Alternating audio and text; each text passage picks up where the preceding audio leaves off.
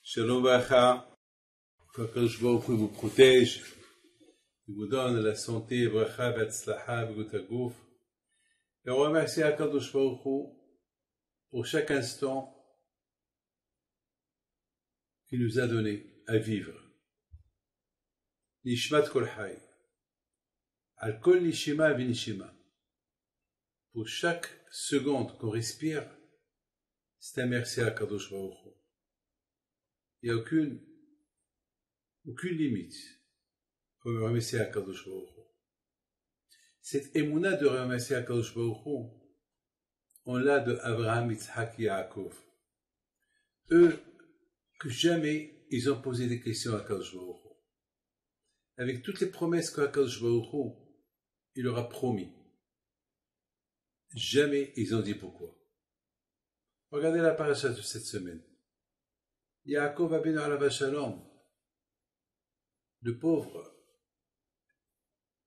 il rentre en Eretz Kenaan après plus de 36 ans qu'il était en dehors de sa famille. Calculez les 14 ans qu'il est resté à l'Yeshiva de Sheve Ever, calculez les 14 ans qu'il a travaillé pour Rachel et Léa, calculez les 6 ans qu'il a travaillé pour faire de l'argent. Parce qu'Akadosh Baruch Hu lui a promis que tu sois riche. Parce que lorsqu'il a quitté Be'er Sheva, c'est écrit que B'makle avarti et Yarden hazeh. J'ai traversé la rivière du Jourdain avec ma canne. Et maintenant j'ai la Gemara dit que le Midrash dit que Yaakov Avinu il avait 75 000 chiens bergers.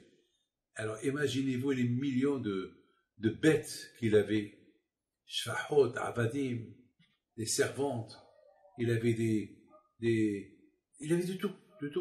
Donc ça a pris 6 ans pour faire toute cette richesse colossale que Akadosh Baruch Hu lui a promis. Akadosh Baruch Hu lui a promis que tu vas devenir riche. Mais maintenant, voilà, il vient. Voilà, il a peur. Il a Esav. Et lorsque Esav, il va voir toute cette richesse colossale, il va dire, eh ben, tu m'as pris ma bracha. Toi, tu m'as dit, et papa, il m'a dit, Hakol kol Yaakov, ve'yadei de Esav. S'il y a la voix de la Torah, Esav ne peut pas te toucher. Alors, comment tu as pu faire toute cette richesse-là? Donc, ça veut dire que tu n'as pas étudié la Torah. Donc, je viens te faire la guerre. Vous imaginez, mes amis, c'est écrit dans la Torah que Yaakov, il a envoyé des malachim. Rachid dit, des malachim mamash, des vrais malachim, pour faire peur à Esav. Et lui dire, mais Esav, Lavan, Garti, j'ai habité avec Lavan et Rachid sur place, il dit, Vitariag mitzvot shamati. J'ai respecté les 613 mitzvot. Parce que le mot Garti, c'est les mêmes lettres de Tariag. Alors, et la preuve que j'ai respecté toutes les mitzvot, Yaakov Avinu lui a envoyé des échantillons, des malachim. Voilà tous les malachim qui sont nés de mes mitzvot. Mais on a vu que Yaakov, il s'est trompé. Parce que Esav, malgré tout, il vient. Les malachim, ils retournent chez Yaakov. Ils disent à Yaakov, on a été chez ton frère Esav, et on lui a dit que nous tous, on est nés par tes mitzvot, et il nous a vus, mais il n'a pas eu peur. Et voilà, il vient il y a ceux qui disent qu'il venait avec 400 soldats, pas 400 soldats, 400 chefs. C'est comme 400 généraux. Ça veut dire peut-être des dizaines, des vingtaines, des centaines de milliers de personnes que Esav vient pour affronter son frère. Maintenant, la question se pose. Comment Esav, il n'a pas peur? Comment Esav, il n'a pas peur? Il voit les malachim qui arrivent, qui sont venus chez lui, qui sont nés des mitzvot de Yaakov. Esav, il n'a pas peur. Les malachim, ils disent à Yaakov Avinu, voilà, il vient. Et là, Yaakov, il a commencé à avoir peur. Ah, maintenant, j'ai beaucoup de questions. Pourquoi Yaakov, tu as peur? Quelle est la raison pourquoi tu as peur? Première question. Akadosh Baruch Hu, il t'a promis qu'il te protège. Et Akadosh Baruch Hu, il est avec toi, bien sûr. Pourquoi tu as peur? Pourquoi Akadosh Baruch Hu n'est pas venu chez Esav dans le rêve et lui dire ne touche pas Yaakov, mon fils? Quand il est venu chez Laban, on a vu Yaakov Abino qu'il n'a pas eu peur de se sauver de Laban et il a peur d'affronter Esav. C'est bizarre. Le contraire. Yaakov, il devait avoir plus peur de Laban que de Esav. Parce qu'après tout, il lui a volé ses 4 filles. Les petits-enfants.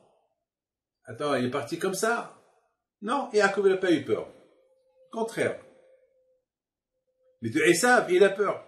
Vous savez, la bataille, je dois vous dire une chose. Esav, lui, dans sa tête, Yaakov, il allait venir comme un pauvre, un monsieur pauvre. Parce qu'on sait très bien que Yaakov et Esav, ils ont partagé les mondes. Yaakov, il a pris Olam Haba. Il a pris un peu de Olam Hazé. Il est obligé de prendre un peu de Olam Hazé. Pourquoi? Parce que pour arriver à Olam Haba, il faut un peu de Olam Hazé. On ne peut pas arriver à Olam. Vous savez, mes amis, pour rentrer dans un palais, on traverse le jardin. Comme c'est écrit dans le Pirkei Avot, à Olam Hazé, dommer les poses d'or. Bifnei Olam Haba. Olam Haba, c'est le palais. Olam Hazé, c'est le couloir. Donc, on a besoin d'un couloir. On a besoin pour faire des brachot. On a besoin de faire, de faire des sacrifices. Donc, on a besoin d'un peu de parnassa. On n'a pas tout. Le monde entier, il appartient aux Américains, il appartient aux Français, aux Européens. À Israël, ils ont un petit pourcentage, c'est tout. C'est tout. Regardez le monde entier, il est très grand. Les Chinois, ils sont 1,5 milliard, 2 milliards. Les Hindous, les Japonais, combien les Juifs il y a? Donc il faut un peu. Mais là, à Rabotaï, Esav, il a vu que Yaakov, il vient avec 2 mahanés. Il vient avec 2. Il a dit, attends, hey, tu as pris plus que, tu as triplé, tu as 10 fois plus que ce que moi j'ai. C'est quoi ça? Donc pour Esav, Yaakov c'est un menteur. Même que Yaakov il dit, j'ai respecté 613 mitzvot, c'est pas possible. Comment tu as fait tout cet argent colossal? Comment tu as fait tout fait? Comment tu as fait tout ça? Tu es resté 14 ans à la yeshiva. Tu as travaillé pour tes femmes 14 ans, tu t'es évêque. Et 6 ans, tu as fait tout ça, c'est impossible. C'est impossible. Donc Esav, il a dit, c'est pas possible. Celui-là, il n'a pas étudié la Torah. Vous savez, Rabotai, je dois vous dire une chose. Que c'est écrit que lorsque Yoshua Benoun, il est parti faire la guerre.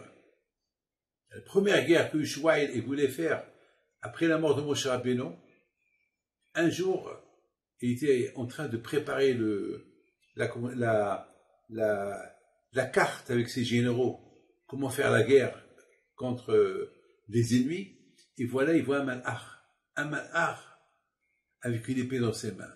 Alors, Yeshua lui dit, tout de suite Yeshua, il se prosterne devant le malach, et il lui dit, qui es-tu? Il dit, moi je suis celui qui va vous protéger pour gagner la guerre. Alors il lui dit, alors pourquoi tu viens me faire peur? Pourquoi tu as l'épée dans tes mains? Il lui dit, je suis venu parce que c'est vrai, vous êtes en train de se préparer pour faire la guerre, mais il faut étudier la Torah. C'est pas parce qu'il y a une guerre, il n'y a pas de Torah. On dit que Hanoch, qui était un grand tzaddik, mais il était un cordonnier, et même pendant, j'ai vu dans les Midrash qui dit, Al kol maka be maka she amaki bapatish, pour chaque coup qu'il frappait avec le marteau, il était en train de miyahid yehudim. Il étudiait la Torah. C'est-à-dire que, d'ailleurs le Rambam, il dit, même le malade, il doit étudier la Torah. La plus grande raison, c'est qu'il n'est pas malade. Baruch Hashem, lorsque j'avais le Covid, grâce à Dieu, Baruch Hashem, heureusement que je pouvais étudier, Baruch Hashem, et j'ai préparé des cours de Torah plus à ce que lorsque j'avais pas le Covid. Pourquoi? Parce que les paroles du rabbin m'ont resté dans ma tête. Que même l'obligation de l'étude de la Torah, même un malade, même un ani, même un pauvre, il doit étudier la Torah. Maintenant, on comprend très bien que l'étude de la Torah, c'est tout le temps. Regardez, c'est écrit dans la paracha de Vaïtse, que Yaakov, il s'est réveillé Mishinato. Et la Gemara dit, Atiki Mishinato et la Mishnato. Il ne faut pas dire que Yaakov, il s'est réveillé de son sommeil, mais il s'est réveillé de son étude. C'est-à-dire que Yaakov Avinu, même pendant son sommeil, même pendant qu'il dormait, il a étudié la Torah. C'est la folie, ça. On peut comprendre quelqu'un qui dort pas, qui l'étudie, mais quelqu'un qui dort, il ne peut pas étudier, c'est impossible. Mais Yaakov Avinu, alav shalom, il a étudié la Torah même dans son sommeil. C'est le niveau de Yaakov, c'est pas le nôtre. Le niveau de Yaakov, il est au-delà de ce qu'on peut imaginer. Donc, Rabotai, il savent, même qu'il a vu les malachim qui sonnaient par les mitzvot de Yaakov Avinu, il a dit ça, c'est pas des malachim, parce que vous savez, il y a beaucoup de niveaux de malachim. Mettez ça dans la tête. Il y a beaucoup, comme dans les diamants, il y a beaucoup de niveaux de diamants, il y a beaucoup, toujours, il y a des diamants qui sont purs, mais il y a mieux, il y a toujours mieux, on peut trouver encore mieux. Donc, même dans la Avodat Hashem, c'est comme ça. Vous savez que ce que Hachamim me disent, que même que Abraham, Yitzhak et Yaakov, ils sont arrivés à la perfection. D'ailleurs, on dit Eloké Abraham, Eloké Yitzhak, Eloké Yaakov. On ne peut pas dire Eloké Abraham, Eloké Yitzhak, Eloké Yaakov s'ils n'étaient pas parfaits. Ça veut dire qu'ils sont arrivés à une perfection qu'on n'a aucune idée de la perfection dans laquelle ils sont arrivés Abraham, Yitzhak et Yaakov. Et j'ai vu dans des livres qui disent que si Hachem il veut trouver une faille dans leur Avodat Hachem, il peut la trouver. Hachem, il est illimité. Hachem, il a la loupe. Vous savez, Hachem peut grandir, il peut agrandir tout ce que Yaakov, tout ce que Abraham, Isaac m'ont fait. Il peut leur dire, vous aurez pu faire un peu mieux. Donc, il y a toujours une faille. Si Hachem veut mettre, il peut. Et Akash Baruch Hu, déjà, par rapport au monde entier, jusqu'à la fin des temps, ce que Abraham, Isaac et Yaakov ont fait, personne ne l'a fait. D'ailleurs, même Moshe Rabbeinu, lorsqu'il voyait qu'il y a une xéra sur Israël, Moshe Rabbeinu, alav shalom, tout de suite, il va ouvrir sa bouche et prier par le mérite d'Abraham, Isaac, parce que personne n'est arrivé à leur niveau, personne. Mais malgré tout, si Hachem veut trouver une faille dans leur Avodat Hashem, il peut trouver. C'est grave ça. Donc, Rabotai, ça ce que Esav il a dit. Esav a dit, c'est vrai, j'ai vu, ils m'envoient, ils se vantent.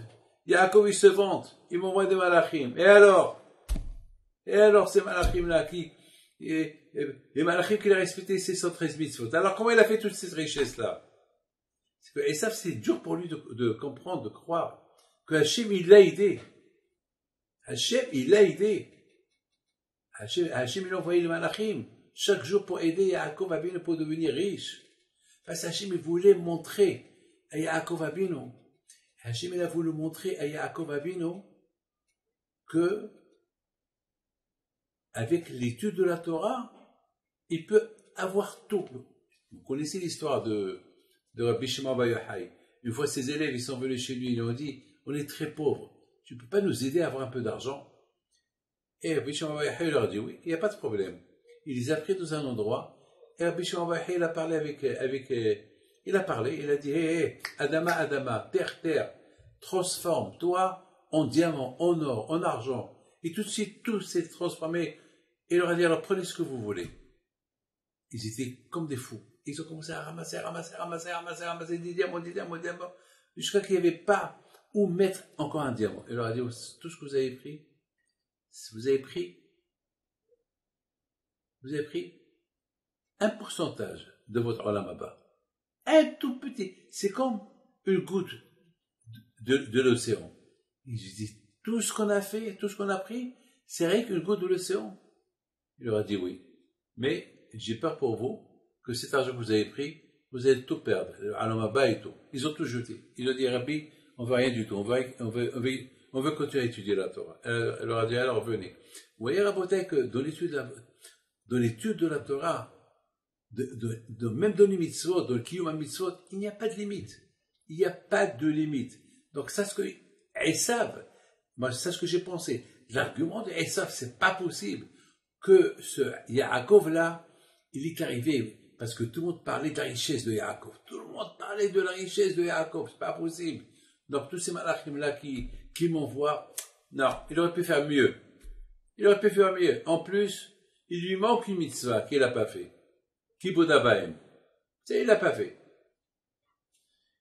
Mais il a oublié que tout ce que Yaakov Avinu a fait, il l'a fait avec la permission de son père et sa mère, et avec la permission d'Hachem. Mais Esav, c'est Esav. Maintenant, vous allez me poser la question. On a vu, à Rabotai, que Yaakov Avinu alav shalom, il a eu peur. Ben, mec, il a eu peur. Il a eu peur. C'est écrit dans la Torah. Vayira vaytzerlo. Il a eu peur. Yaakov, pourquoi tu as peur? Mais tu as la haftaha de Hakadosh Baruch Hu. Tu as la promesse d'Hachem. Tu n'as pas peur. C'est vrai. Lui, il est resté avec son père et sa mère. Ça va. Et toi, même que tu n'étais pas avec ton père et ta mère, mais tu es parti avec la permission de ton père et ta mère, et que maintenant, Baruch Hashem, et Hachem aussi t'a donné la permission, et c'est Hachem qui t'a dit de retourner. Donc, tout avec l'ordre d'Hachem. Donc, pourquoi tu as peur? Vous savez pourquoi il a peur? C'est de la folie ce que je vais vous dire. Il a eu peur, il a dit, peut-être Esav, il a raison. Au départ, Yaakov, il n'avait pas peur au départ. Il avait fait le contraire. Il a provoqué Esav.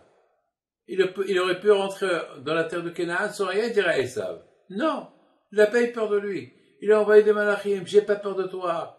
J'ai la Torah qui me protège. La Torah Magena Matsuli. Même chez Laban, je suis resté tzaddik.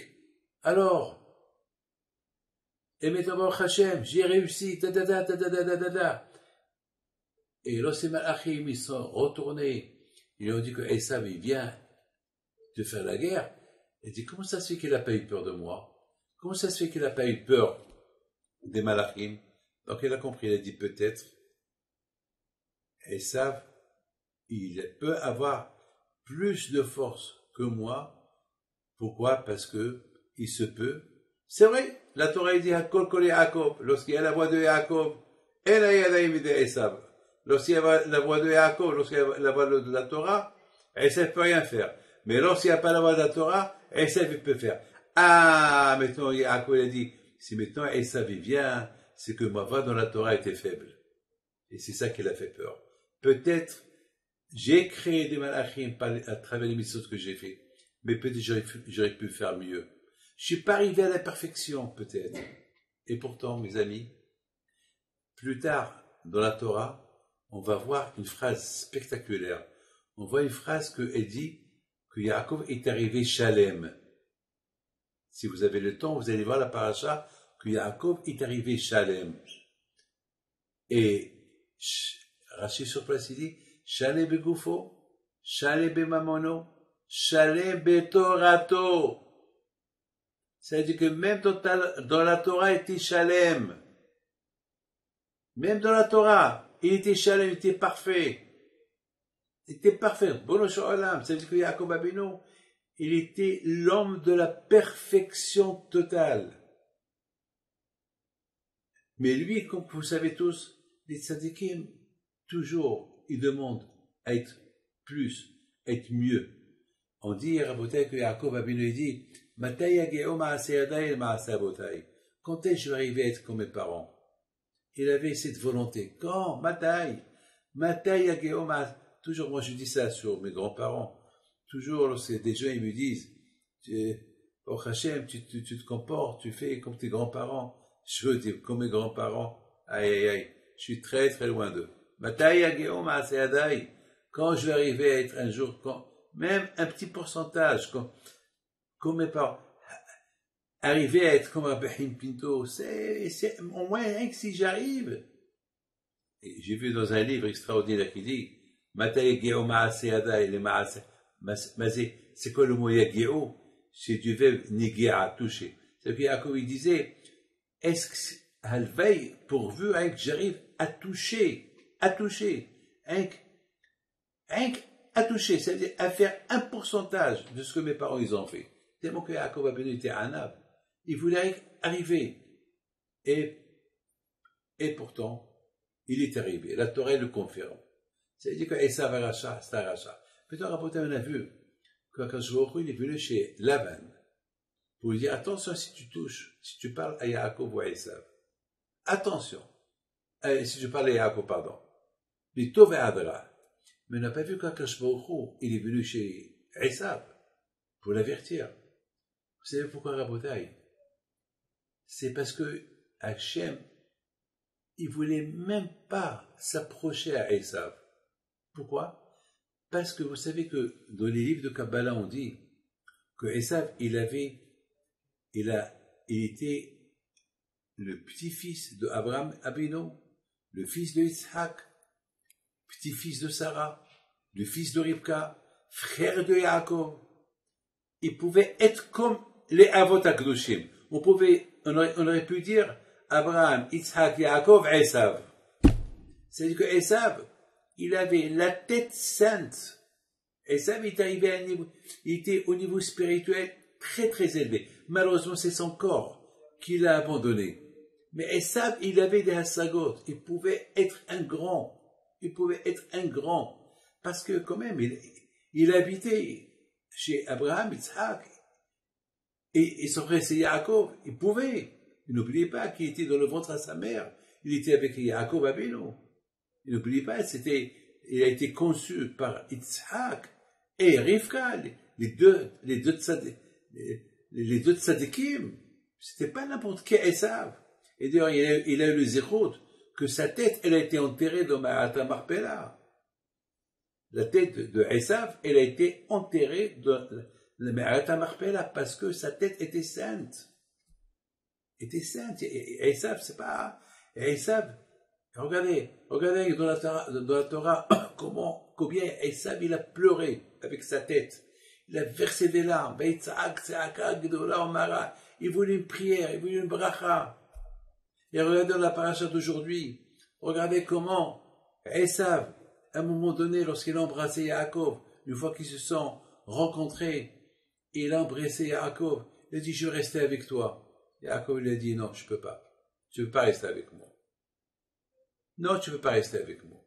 Ça veut dire qu'il a été, il a la flamme de la Kedusha de Yaakov Avinu ala Shalom. Elle a influencé. Il voulait rester avec lui. Il lui a dit non, Yaakov. Il lui a dit, un jour on se verra. Mais pour le moment, on ne peut pas rester ensemble. Mais si tu changes, on va voir. Pour le moment, non. Alors, vous voyez la bataille que, et après, qu'est-ce qui s'est passé? Au lieu que Esav, il fait Teshuvah, qu'est-ce qui s'est passé? Il est parti à Seir, là où il y a les Shaim. Ça veut dire que Esav Abinu, il vivait tout le temps en contradiction avec sa tête. Son corps, il était en contradiction avec sa tête. Mamash, c'est de la folie. C'est écrit Veikdelo Haneharim, dans la paracha de la semaine dernière de Toledo, c'est écrit Veikdelo Haneharim. Et j'ai vu dans les rabbanim, des grands tzadikim qui disent que Adam Arishon, il s'appelait Adam Hagadol, par Anakim. Et après, on appelle Abraham, Yitzhak et Yaakov, des Gdolim. Et Esav aussi, on l'appelle Gadol. Comme c'est écrit avec Gdelo Haneharim. Ça veut dire qu'on a mis Yaakov et Esav avec Abraham, Yitzhak et Adam Arishon. C'est la folie. Avec Gdelo Haneharim. Et malgré tout, Esav, c'est pour ça que Yitzhak Abinu alav shalom, il voulait absolument lui donner une bracha. Parce qu'il lui a donné la chance. Il a dit, celui-là, sa tête, elle est sainte. Il peut. Vous savez, vous imaginez, il vient, il dit à son père, papa, comment on fait le maaser du sel? Papa, comment on fait le maaser de la paille? C'est pas de la rigolade, ça. C'est ma mâche, il avait des hassagot, au niveau spirituel tellement élevé, qu'il voulait faire même le maaser à la paille et le sel. Mais c'est impossible, le sel. Le sel, tu comptes le sel, un grain par un grain, c'est impossible. c'est impossible. Mais c'est la sagote de Esav Aracha. Même étant donné que la tête et le corps, ils vivaient les deux en contradiction, Akash ne pouvait pas les supporter. Surtout, mes amis, que Yitzhak Avinu lui a donné des chances. Il lui a donné des chances. Regardez, je vous donne une preuve spectaculaire.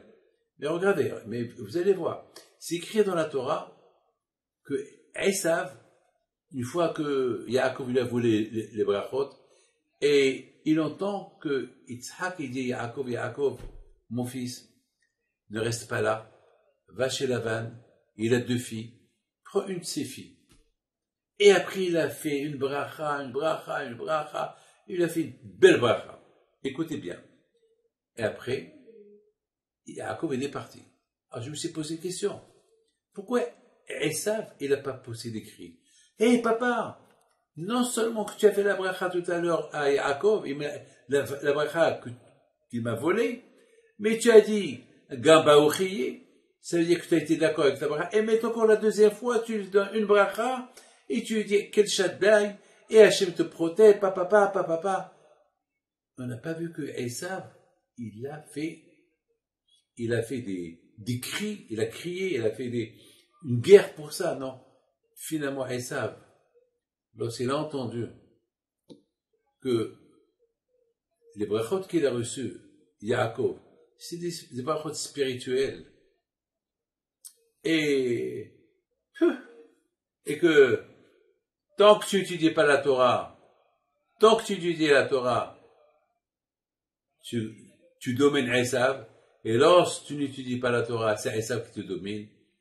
Il a dit, c'est pas possible. Esav, il s'est dit, ces brachot-là, je les veux pas.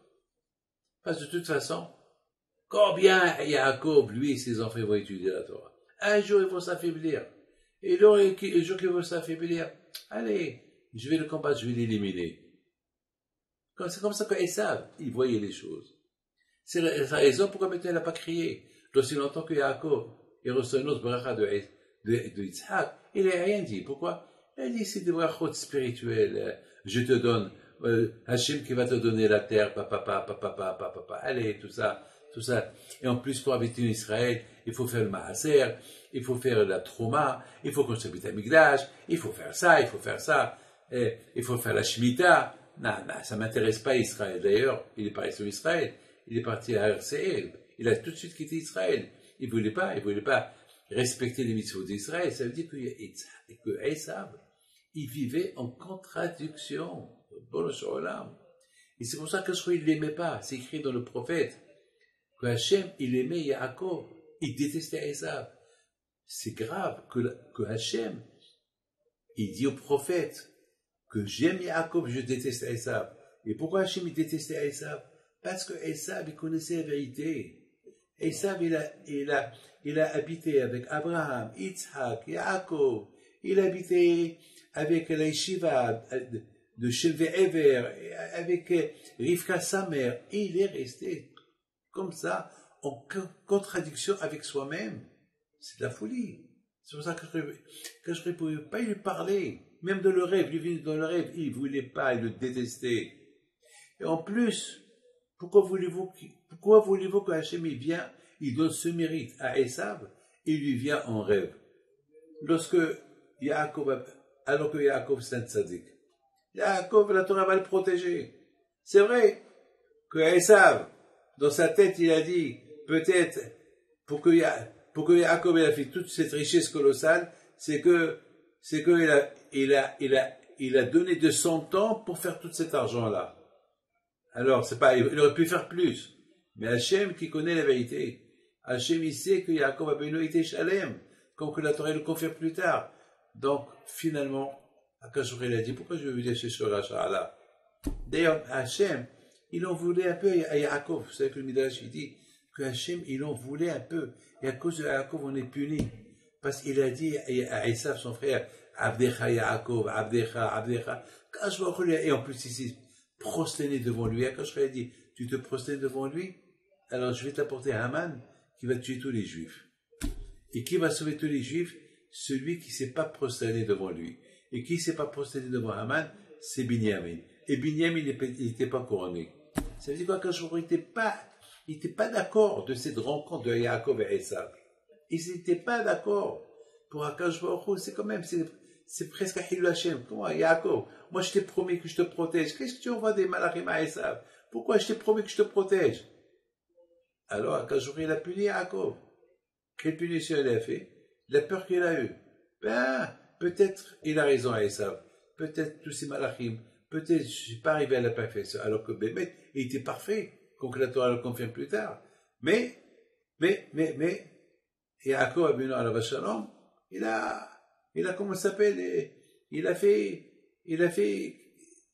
cru, je m'excuse de vous le dire, alors on peut se poser une question, c'était quoi le mahalach de Yaakov Abinu? C'était quoi la pensée de Yaakov Abinu? Pourquoi Yaakov Abinu, il a envoyé les malachim à Esav?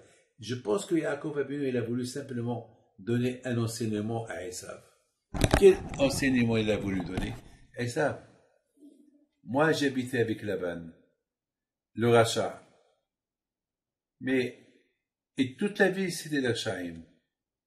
Et ses filles à lui, ils sont tzadkaniot. Et comment ils sont devenus tzadkaniot?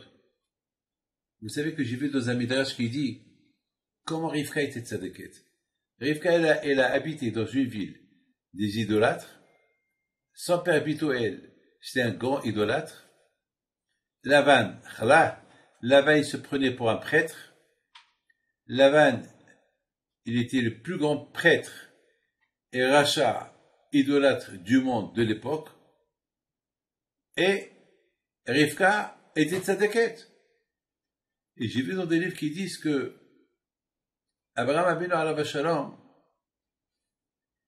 il ne pouvait pas quitter Israël sans la permission d'Hachem. Avant, il habitait à Haran. Après, Akash a dit à Abraham, va en Eretz Israël. Et depuis, il est resté là-bas. Mais il sait que sa famille, ils sont des idolâtres. Alors, il a voulu les rapprocher vers Hachem. Alors, il a envoyé des lettres de Moussar, des lettres de Torah, des lettres, des miracles, tout ce qui se passait. Et il paraît que Bituel et Laban, ils prenaient ces lettres-là, ils les jetaient à la poubelle. Et qui ramassait ces lettres-là? C'était Rivka. Et Rivka, elle les ramassait, elle les lisait. C'est pour ça que Rivka, depuis sa jeunesse, était tzadeket. Était tzadeket par rapport aux lettres que ses parents jetaient. Les lettres qu'Abraham lui envoyait à ses parents. Et je pense que de même, Rivka, elle envoyait des lettres à son frère, Laban. Rivka, elle lui parlait sur le sacrifice qu'il a fait Yitzhak. Il lui parlait de tout le travail, le beau travail qu'il faisait. N'oubliez pas que Yitzhak, il ouvrait des yeshivot. C'est pour ça, c'est écrit la Torah, que Yitzhak, il creusait des puits. Et les Pélishtim qui ferment les puits, lui il creuse, eux ils ferment. Et c'est quoi? Est-ce que la Torah, elle a rien à faire? Rien qu'à nous parler des puits? Non, moi j'ai expliqué que les puits, c'est la Torah. Be'er Maim Haim, Ve'el Maim est la Torah. Et le Satan, le Pélishtim, ils vont fermer. Là où il y a la Torah, le Satan, il est là. Et eux, ils vont ouvrir. Et Satan, il ferme. Et eux, ils ouvrent. Et voilà. Donc, certainement, Rivka, il envoyait à ses nièces, à Lavan, son frère, des lettres. Et Lavan, comme qu'il faisait avant, il prenait les lettres qu'il recevait d'Abraham, il les jette. Et Rachel et Léa, il ramassait ses lettres. On a vu que Lavan, quand même, beaucoup de fois, on a vu que Lavan, il mentionnait le nom d'Hachem dans sa bouche. Il a dit une fois, Boba Hashem, il met Hachem Yatsa Davar. Beaucoup de fois, on a vu Hachem. Et il est arrivé, donc il a eu le zchut de rêver à Kadosh Baruch Hu. Parce que quand même, il croyait en Kadosh Baruch Hu, Lavan. Mais il avait l'itzara de Avodah Zarah. Mais on n'a jamais vu Esav Aracha mentionner le nom d'Hachem. Esav qu'il a habité avec Abraham, Yitzhak et Yaakov. Lorsque Abraham il est mort, Esav il avait 14 ans. Ça veut dire 14 ans, il était avec Delon et Harim.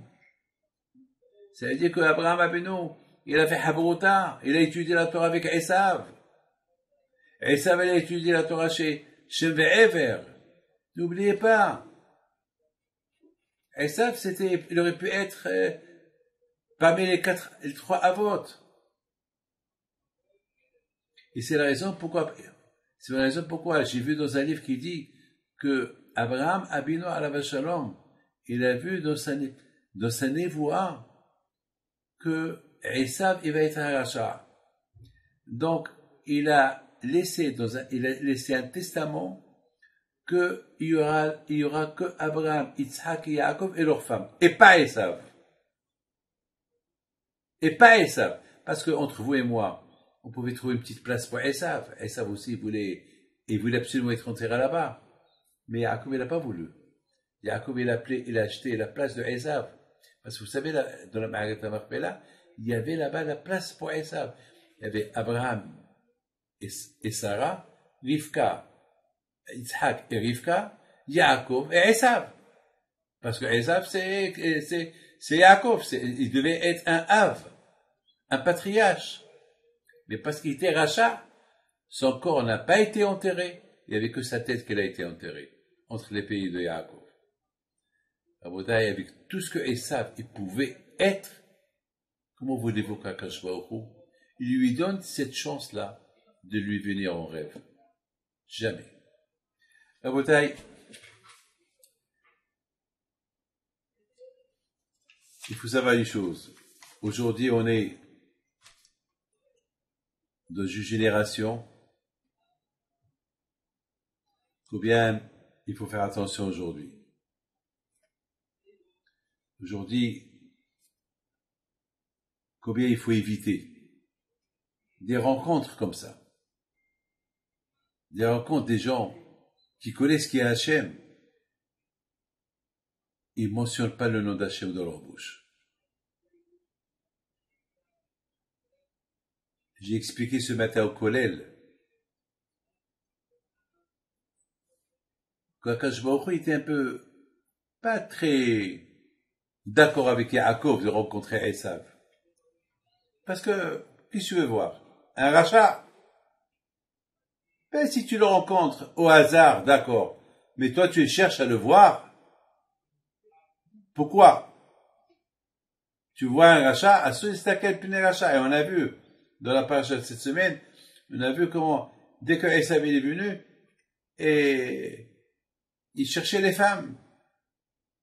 Et Yosef Hatzadik, il s'est mis devant Rachel pour ne pas qu'il voie, pour ne pas qu'Esav voie sa mère qui était belle. Regardez. C'est Akash Baruch Hu, quelque part, il n'était pas d'accord de cette rencontre-là. Il n'était pas trop d'accord. Mais Rabotai, je vais finir avec une belle phrase. On ne peut pas accuser Yaakov de toutes ces choses-là. Moi, je pense que Yaakov Abinu alav shalom, il avait aussi son mahalach. Akadosh Baruch Hu, il y a deux sortes de avodat Hashem. Yaakov Abinu alav shalom, il a voulu rencontrer Esav. Il a voulu, parce que vous savez que toujours on aime le tonton. Le frère à papa, il nous apporte toujours des cadeaux. Yaakov, il savait que Esav, il va venir toujours voir son père, Yitzhak. Et les enfants de Yaakov, c'est les neveux. Et lui, c'est le tonton. Il va leur apprendre, voilà. Le monde entier, il savait que Esav, c'était un grand chasseur. Donc, il pouvait le faire des petits spectacles de chasse. Yaakov Abinu alav shalom, il a voulu montrer à ses enfants quel tonton ils ont, pour qu'ils fassent attention à lui. Yaakov Abinu alav shalom, il a voulu, comme Chachamim disent, Esav sonnait Yaakov. Hé, mes enfants, vous voyez Esav qui court pour m'embrasser, il court pour me mordre, pour me tuer, il ne peut pas me voir. Haramim disent qu'il a perdu ses dents. Il a voulu mordre le cou de Yaakov et l'étrangler. Et le cou de Yaakov est devenu dur. Et ses dents sont tombées. Il a commencé à pleurer le mal de dents qu'il avait. Une autre leçon pour les enfants de Yaakov. faites attention. Les Shaim, ils peuvent te montrer qu'ils t'aiment, ils cherchent à te tuer. Et d'autre côté, Yaakov Abinel a voulu montrer à ses enfants, mes enfants, lorsqu'il y a des gens contre vous, préparez-vous à 3 choses. La prière,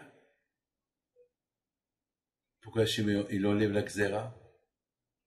Les cadeaux, achetez avec le cadeau. Voilà. Ou la guerre, il ne faut pas se laisser faire.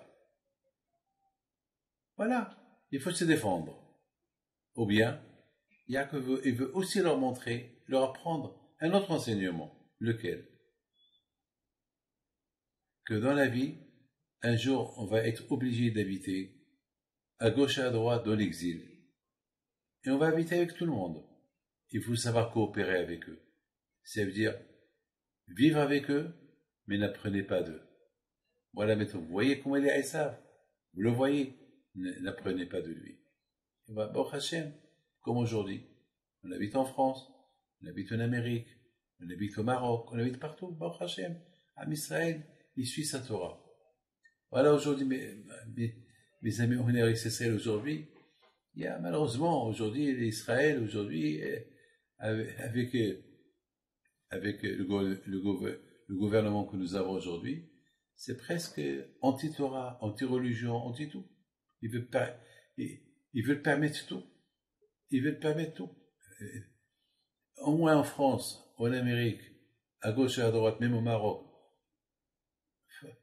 on avait des aides pour je sais pas moi, même des aides aux écoles. Là, ils sont en train de réduire les aides religieuses. Ils sont en train de réformer la cacheroute. Permettre, enfin, je veux pas parler de la shonara, mais c'est grave, c'est les grands rabbinim, ils savent pas quoi faire. Mais moi, j'ai dit, aujourd'hui, on vit l'époque de Mashiach. L'époque de Mashiach, c'est le tri. C'est comme tu tries les diamants des pierres. Mil Hashem Elai. Qui est pour moi? J'ai vu ce matin c'est beau, ce que j'ai lu ce matin. C'est ma match magnifique, magnifique, magnifique. J'ai vu ce matin dans un livre, je trouve pas la feuille, il y a un arabe, c'est très beau. Il y a un grand rave, j'oublie le nom de ce rave, qui dit que cette génération dans laquelle on vit, c'est quand par exemple, il y a dans une salle, il y a un rideau qui tombe sur la salle, il sépare les gens de devant des gens de derrière. Voilà. Il les sépare. On voit les gens devant, les gens derrière. Ben, c'est ça ce qu'on est en train de vivre aujourd'hui. On est en train de vivre le tri. Qui sont devant, qui veut rester derrière. Qui veut rester avec Hachem, qui veut être derrière, il ne veut pas être avec Hachem. Il y avait une fois un grand rav, Alav Shalom, qui était dans un grand rav, Alav Shalom, Alav Shalom, ce rav-là, il était dans l'avion, et il s'est passé que il y avait à côté de lui un grand professeur, très connu, un professeur de mathématiques, vous savez, que lui, il parle beaucoup de les civilisations, il parle comment c'est, le monde, comment le monde s'est transformé. Et ils ont discuté, mais à la fin de la discussion, le professeur, il dit au Rabbi, beaucoup des choses que tu as dit, je ne suis pas d'accord. Mais j'ai une question à vous poser. Il lui dit, quelle question vous avez? Il a dit, ce que je ne comprends pas, comment vous, les religieux, vous avez réussi à donner une bonne éducation à vos enfants. Voilà. Malheureusement, il lui dit, moi, autant que professeur, je suis un intellectuel, etc., etc. Malheureusement, je sais très bien que de mes enfants, Je ne peux pas attendre d'eux rien du tout. Je sais qu'une fois que je vais être vieux, ils vont me jeter dans un endroit et je sais que il n'y a rien à espérer. Il n'y a rien à espérer d'eux. Mais par contre, vous, vos enfants, ils vont jamais vous abandonner. Ils vont être toujours à côté de vous. Donne-moi une réponse. Le rabbin, il lui dit, la différence entre vous et moi, c'est que vous voyez devant vous. Vous voyez un passé. Devant vous, vous voyez un passé, parce que selon vous, vos grands-parents, ils viennent du singe. Alors, automatiquement, le fait que vous pensez que vous êtes de la descendance des singes, ce qu'on appelle l'évolution, il y avait un singe qui s'est évolué jusqu'à un être humain. Donc, vos enfants, ils ne veulent pas avoir une référence des parents qu'ils sont d'origine des singes. C'est la raison pourquoi ils se déconnectent de vous. Mais nous, non. Nous, nos références, c'est Abraham, Yitzhak, Yaakov, et c'est la Torah. On monte en arrière, on arrive à Har Sinaï. Et de Har Sinaï, il y a Abraham, Yitzhak, Yaakov. Donc, c'est une bonne référence pour nous, Abraham, Yitzhak, Yaakov. Vous, votre référence, c'est les singes. Notre référence, il n'y a pas d'évolution. C'est Abraham, Yitzhak, Yaakov, c'est la Torah. Étant donné que la Torah dit qu'Abed et Avecha v'etimecha, respecte ton père et ta mère, alors nos enfants, ils vont adapter jusqu'à le dernier jour de notre souffle, le respect de papa et maman. C'est ça la différence entre vous et nous. Voilà, Rabotai, quelques leçons qu'on peut apprendre de cette belle paracha de, comme il dit Rav Shach alav shalom, le plus grand livre de Moussar, toutes les époques, depuis la création du monde, c'est les histoires d'Abraham, Yitzhak, Yaakov, Noah, Adam, la création du monde, le déluge, le Maboul, et les Shvatim, les Imahot, Sarah, Rivka, Rachel, Léa, Bila, Zilpa, et bien sûr,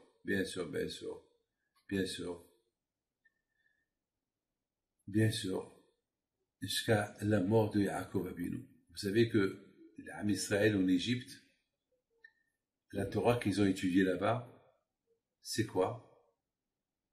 Les histoires. C'est ça la Torah qu'ils ont écrit. Vous savez il y a 5 livres de Torah, et un livre de Bereshit, c'est des histoires. Et c'est de la Torah. Et c'est ça le livre de Moussar pour tout, c'est la préface de toute la Torah, c'est Bereshit bara Elokim. Déjà, avant qu'on a reçu la Torah, c'était quoi le début? Le début du monde, la création du monde, le début de Am Israël. Voilà. Am Israël, comment ils ont reçu la Torah. C'est ça nos références. Malheureusement, combien des nations ont péri, ils ont disparu, parce qu'ils n'ont pas de référence. Ils n'ont aucun attachement à rien. Rien en quoi s'attacher.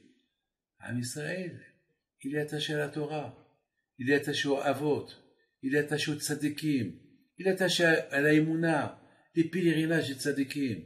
On est toujours attaché. Donc on ne peut jamais disparaître, c'est impossible.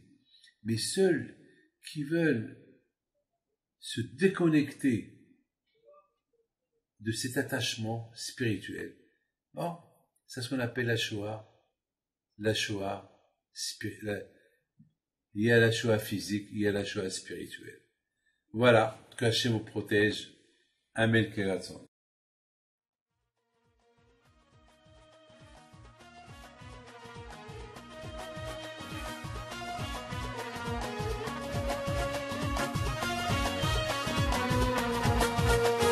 Non tu